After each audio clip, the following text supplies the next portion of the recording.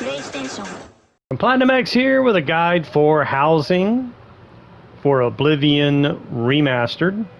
I am starting this off with Frostcrag Spire because it honestly is the best housing option for many reasons, which I'll go over once I get inside. But first, I did a video previously, not specifically to cover this, but I did come here just to show that it's easily attainable and free to acquire.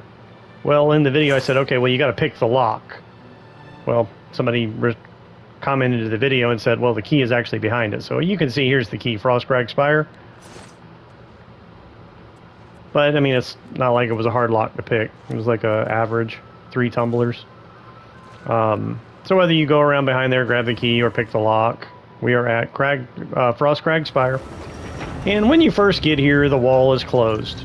Well, there's a book on this hand. Once you read the book, pick up the book, these little circles over here start to activate, which then opens the door. Now, the first thing that makes this the best of all the housing options is, number one and foremost, you have your enchanting altar. So you do not have to go through all of the recommendation quests for the different mage guilds, in all the towns, in order to even access the Arcane University at the Imperial City. So you just instantly, the moment you get here, you do have to purchase the candles, which, are a couple thousand. But overall, this thing only costs a little over 10,000 to fully furnish. But you also have the spell making altar as well, which again takes the candles. So just those two alone, that's over 2,000. That's like almost 5,000 just to upgrade those two things. But again, that's nothing. And then you actually can make an Atronach as well, which just requires 3 of their respective dusts that they drop when you kill them. You got a library here, and this library didn't even require purchasing. As soon as you get here, you pretty much have all these books.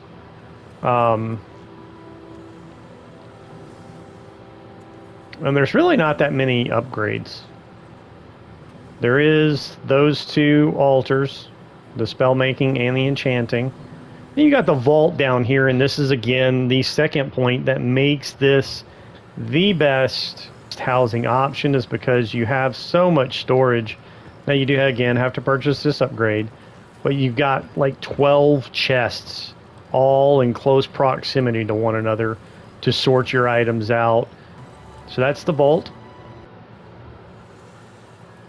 And there's our bed. But again, when you first get here, it's not free housing. And that's something, that's the reason I came here in the other video regarding like starting off free housing. I was only pointing out that even though it's free to come here and claim this tower, it's not free housing because without a bed, it's just a building. So you do have to, but it's only like a little over 1,000 to purchase this upgrade. So that is the cheapest housing there is. But this one, there is no bed. When you first get here, you do have to purchase the living area upgrade to even have a bed. But then here is all the other furnishings, chest, just decoration, whatever. And then this right here, though, is here immediately. Like, I don't think this was a purchasable upgrade. If I remember correctly, the moment you get here, you've got this alchemy garden that replenishes itself every few days. So there is a portal to every Mage's Guild, including Kvatch. However, and including the Arcane University. So you've got instantaneous travel. But with fast traveling, that's why this really isn't something... This really isn't a point that makes this the best housing, because you can instantly fast travel anywhere, anyway. It does take gain time, though, when you fast travel. So this is instantaneous travel to these cities. So if you're trying to get... If you're trying to get somewhere before dark, like to a merchant, before they close shop or whatever, this is, worthy of mentioning that it's just instant travel. Now, the Kvatch Gate, though, the Mages Guild no longer exists. But we can also go to the very top of the tower, which means we are now at the highest point in all of Cyrodiil. That mountain right over there is the spine of the world from Skyrim. If you look at the map,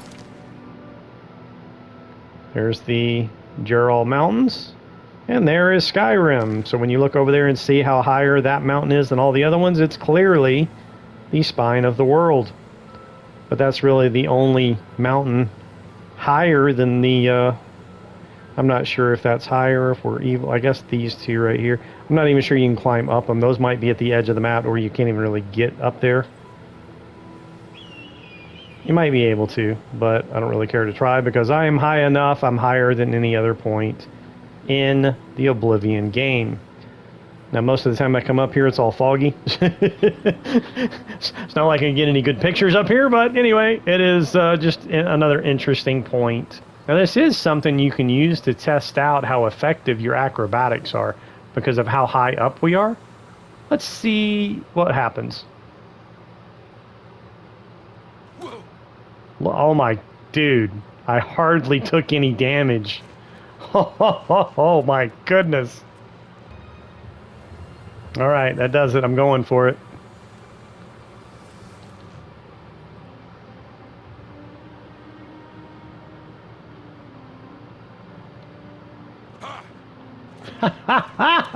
Look at that.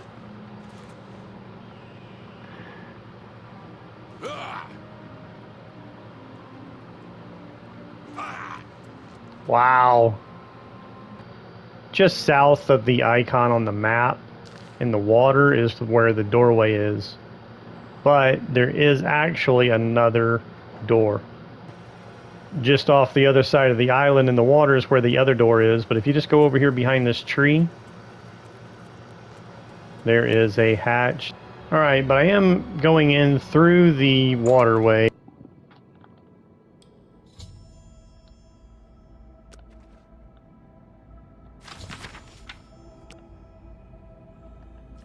Walnut Inn is just outside the Imperial City before you cross the bridge to the, front door.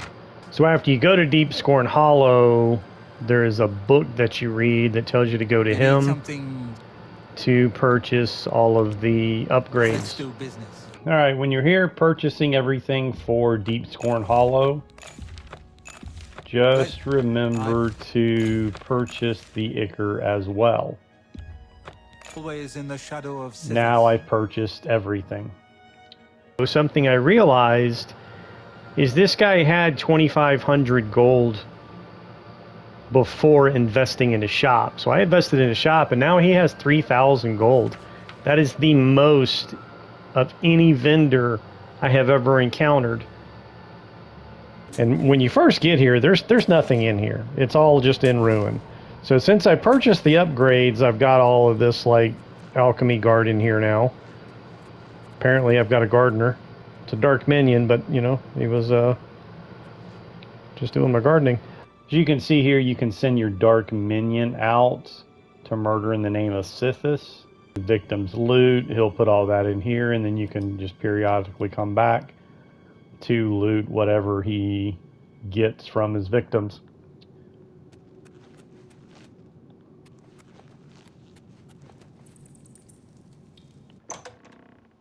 Alright, this is new, so we got a prisoner in here for some reason. Wasn't there before.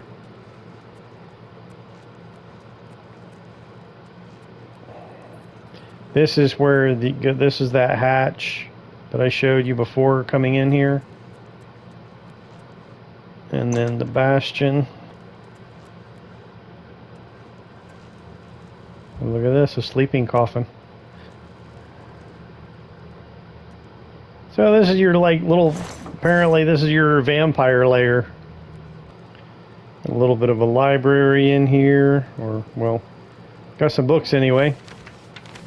Let's go check out the shrine.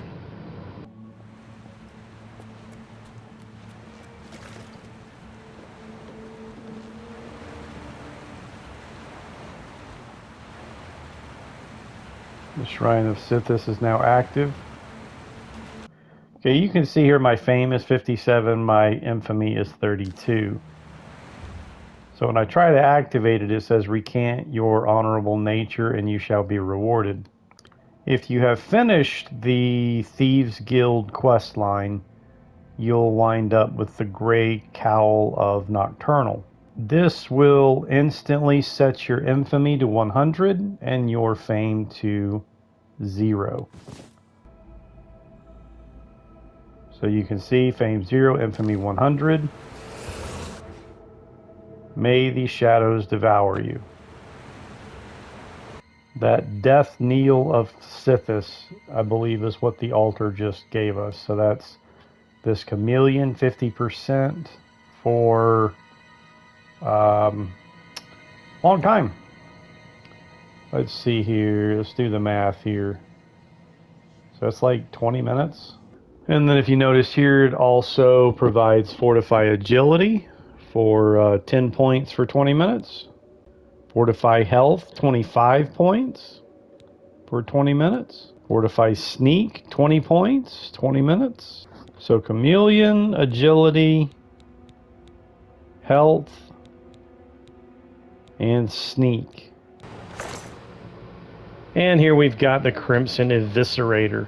Alright, and here I am at Dunbarrow Cave, or Cove rather, facing the castle, and the door to the base is right here under the castle.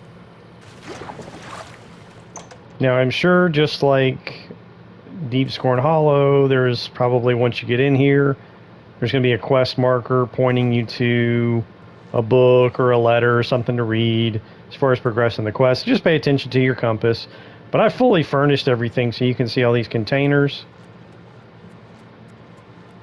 And then there is this path right here. This leads into the castle. So this, like, I guess a secret entrance or exit from the castle. But into the base is through this right here. Now I haven't been able to find the plunder chest. One of these guys right here, I think it's him. Yeah, this guy right here, Yinzir, I want you to head out and plunder. So that's what I was talking about with Deepscorn Hollow. You can probably do the same thing, send them out to actually, you know, do crime. And they'll throw their loot in that chest that you can periodically check. I haven't been able to find that chest here. I'm not sure where it is. Maybe you just have to talk to this guy and just find out what he's plundered. But I was thinking there should be a chest around here specifically labeled, but I haven't been able to find one. Thinking, well, maybe it's this one, right? I don't know. Anyway, this chest specifically is labeled as training chest, meaning it locks back. You can train your picklock here. This is your cabin's quarters. So there is a bed, like dresser, drawers, that sort of stuff. There is trainers and merchants. One of these merchants I just bought a bunch of enchanted arrows from, which is extremely rare to, like, be able to buy enchanted arrows. Here's another guy you can send out to plunder. Now it's late. I think some of these guys are in bed. This right here, this is the one that I bought the enchanted arrows from, but I think because of the time of day, the shop's not available. But she even has spells. She's also a trainer. So you've got trainers, merchants. This guy's got a shop. And now I invested already in this guy. He started out at 2,000. I invested 500 to bump him up to 2,500. So this is the second highest merchant I've ever encountered. But anyway, so this is a very rewarding base right here because you've got just so much available. All right, now that brings us to Battlehorn Castle. So this, in the other video I did, I was mostly just pointing out that Wayne Priory really is your best start in housing. You can get here at the beginning of the game, and the only thing you got to do to get in is fight off some marauders that are attacking the castle. But there's defenders of the castle that help out, so it's really not that, hard. The marauders do drop leveled gear, though, so I did point out that it's probably not the best thing to do to come here immediately, because all they're going to get is iron armor and, iron weapons.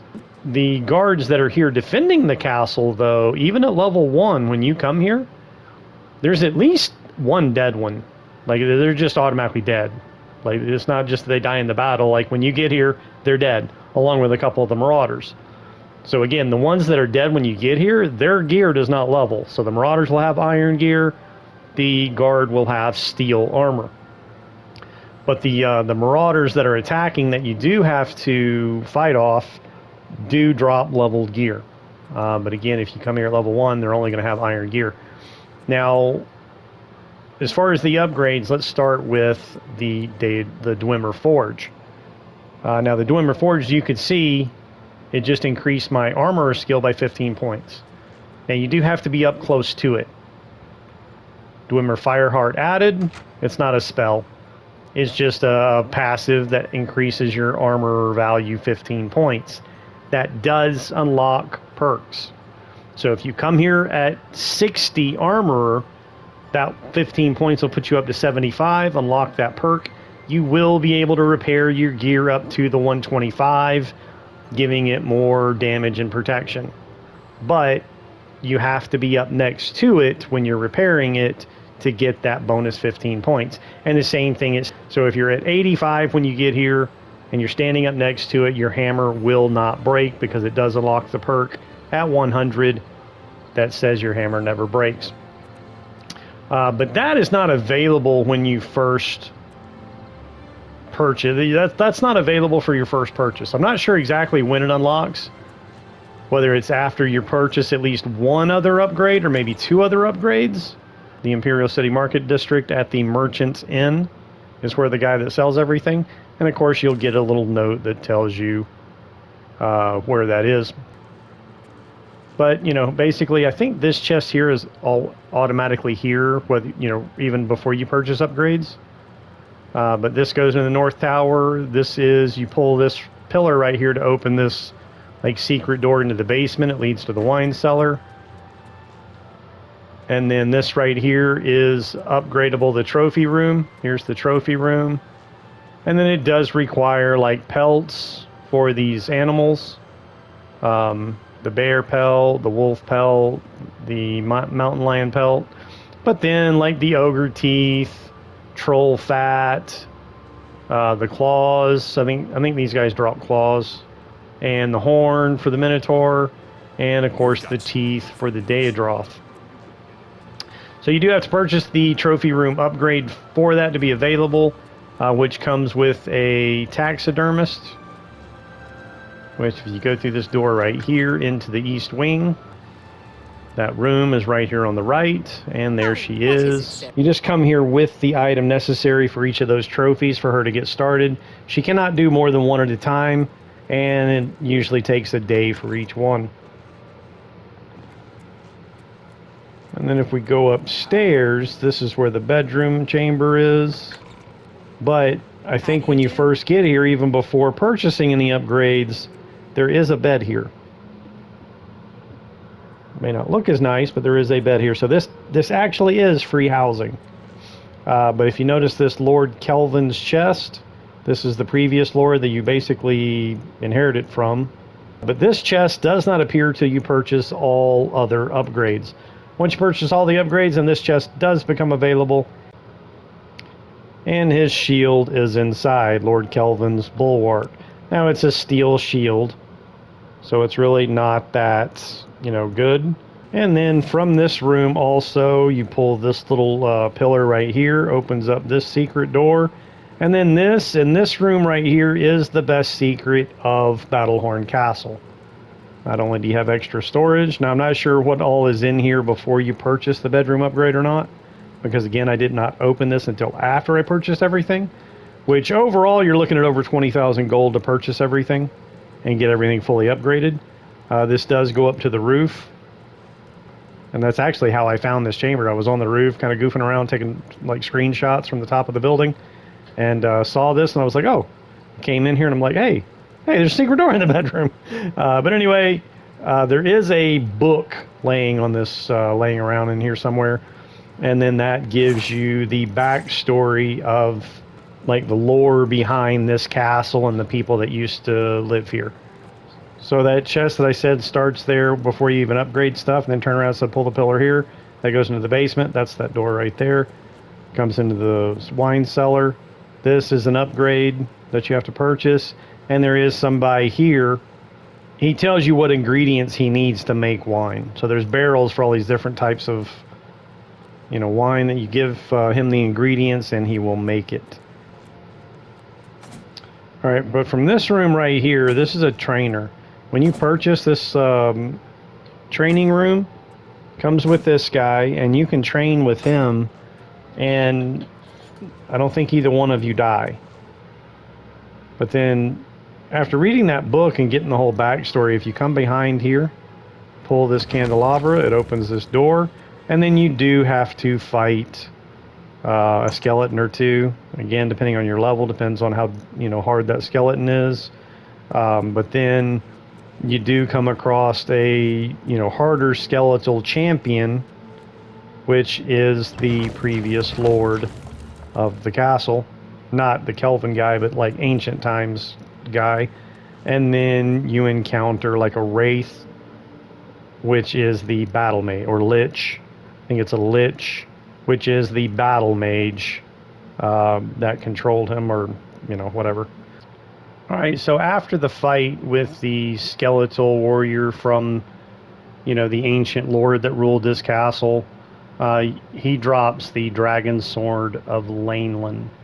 I'm guessing this is probably a ebony equivalent, because I couldn't find anything that matched it. Now, it's heavy as crap, 50 pounds. It's kind of why I don't use it. It's a great sword, but it weighs so much. But when you compare it to like the Cataclysm armor at my level is equivalent to Daedric. The Dragon Sword of Laneland was 24 points. The Daedric Longsword is 27 points. The Daedric Short Sword is 24 points. So again, I'm guessing, that's why I was trying to find an ebony just to double check, but I'm guessing this is like ebony equivalent. But again, it might just be completely unique in the fact that weight is far heavier than any other quality blade.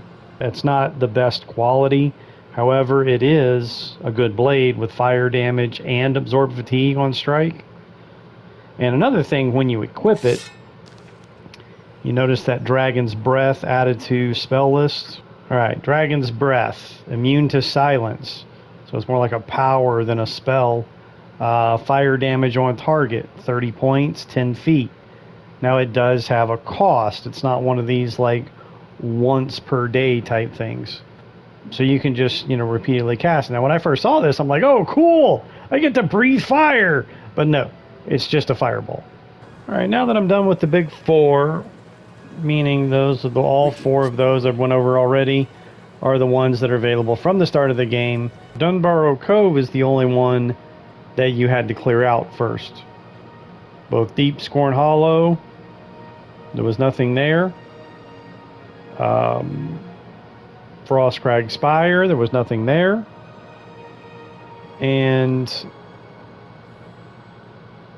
Battlehorn Castle, there's only a few marauders attacking the castle when you get there, but there's also castle guards that help with the fight. At least one of them cannot die. He just gets knocked unconscious. So there's a small fight there.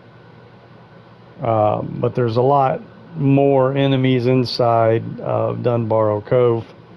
But those are the big four, I say. The ones that you get more out of as a housing option. But every town has a house for sale. So I'm going to go over those starting in Leyawan. Alright, so this is the Leyawan house. Don't remember how much it costs. Don't care, because again, Frostcrag Spire is the best. Only cost in total over 10,000 when you fully upgrade it. I'm sure this one probably costs more than that, and it is a dump. Alright, that's it. And here is the house in Breville. This is the cheapest. It only costs like 4,000 to purchase, but that's with no upgrades. But again, just like Leyawan, this is a dump, and you're really like just buying decoration and not much of it. There's a closet right here with another chest. So, but yeah, this is the cheapest, but again, it's a dump. All right, here we are at the fully furnished house in Skingrad. We've got chests, little dining area.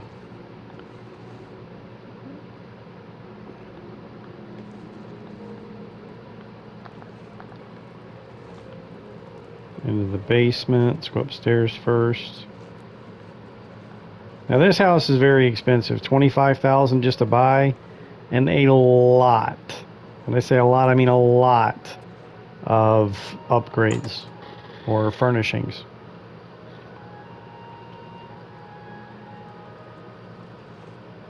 Let's just say on average, they don't all cost the same, but most of them do. So let's just say on average 1,500 upgrade, and we're talking over 10 upgrades. So, or at least 10 upgrades. So this thing is probably, if not the most expensive, like the second most. And I want to say it is the most expensive because the house in Core Hall is very expensive as well. However, I think this one had more upgrades or furnishings. I keep saying upgrades, but I mean furnishings. So, yeah, I think this house had a lot more furnishings to purchase.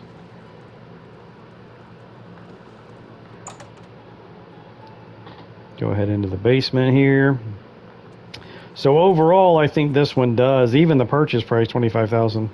I can't remember if the other one was 20 or even 30. But Core Hall is very expensive as well.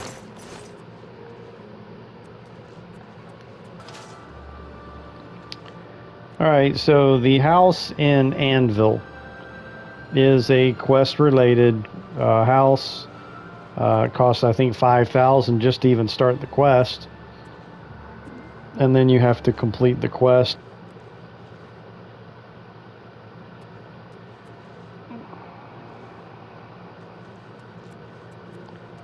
So this one too has got a nice little balcony on it.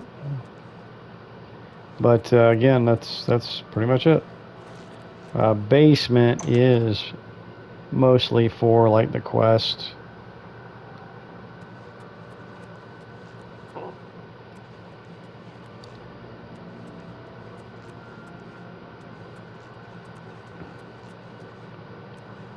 You can see there's a secret door through the wall, and this was what finishes the quest.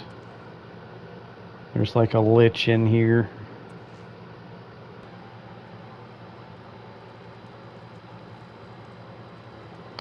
Alright, here we are in the house in Cheydinhal.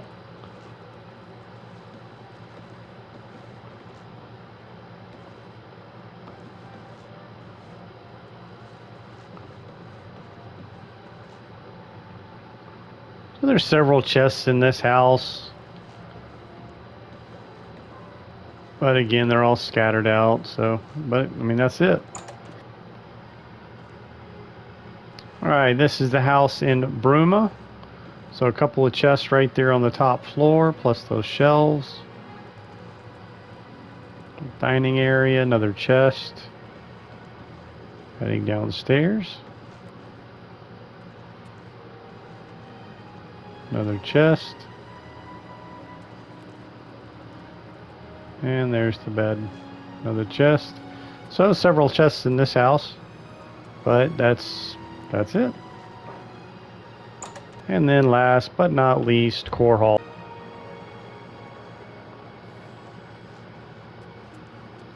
So lots of furnishings around here. And then we've got bedrooms and suite.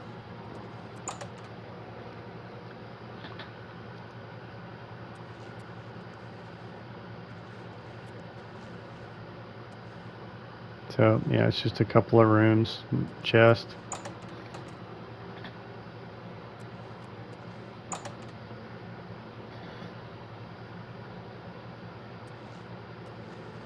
This is a much bigger room. This will be your main room.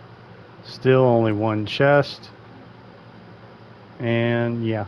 So I'm thinking Skingrad is probably the most expensive. Even though this one is expensive, I think Skingrad, because of how many furnishings there were, and the fact that it was 25,000 plus all the furnishings, I think Skingrad is definitely the most expensive.